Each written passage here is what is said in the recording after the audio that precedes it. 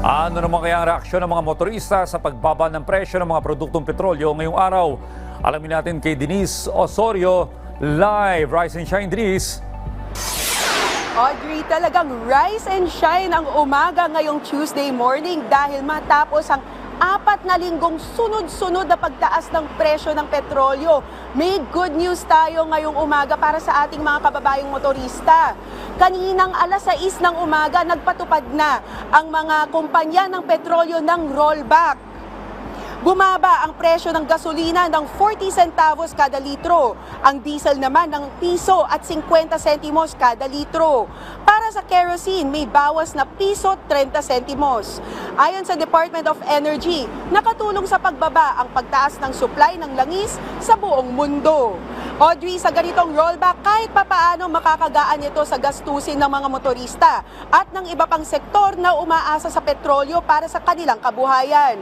Tulad ni Edgardo Eustaquio na isang jeepney driver, mas makakadagdag ang matitipid na 1 peso and 30 centavos kada litro sa pambaon sa anak na ihahatid pa lang niya sa school. Kahit paano nabawas-bawasan yung crudo na napakataas na medyo makakadagdag ng konting kita. Siyempre, sa mga gastusin rin sa bahay, mga bayarin. Para sa tricycle driver naman na si Jojo de la Cruz, kahit 40 sentimos ang rollback sa gasolina, malaking tulong na rin ito.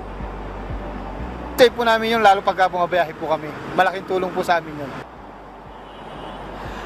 Audrey, speaking of pagbiyahe, kamustahin naman natin ang sitwasyon ng daloy ng trapiko dito sa mga pangunahing daan dito sa Metro Manila. Tingnan natin dito sa likuran ko, sa kahabaan ng EDSA. As of 7 a.m., mayroon ng kaunting kabagalan sa southbound lane paglagpas ng GMA EDSA Kamuning flyover. Pagdating naman doon sa Kamyas Kamuning intersection, mas bumabagal pa ito hanggang sa pag-abot ng Cubao, kung saang bumper to bumper na ito hanggang sa may Camp Crame. Para sa southbound naman ng EDSA, doon tayo sa Gawing Guadalupe area, nagkakaroon na ng kabagalan sa daloy ng trapiko. All the way na yan hanggang sa Ortigas Avenue.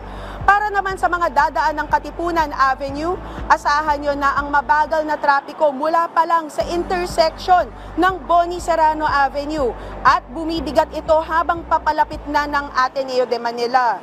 Sa kahabaan naman ng Ortigas Avenue, meron ding kabagalan sa westbound lane mula sa tapat pa lang ng SM City East Ortigas hanggang C5 intersection at tatagos pa yan hanggang pagtawid ng EDSA patungong Green Hills.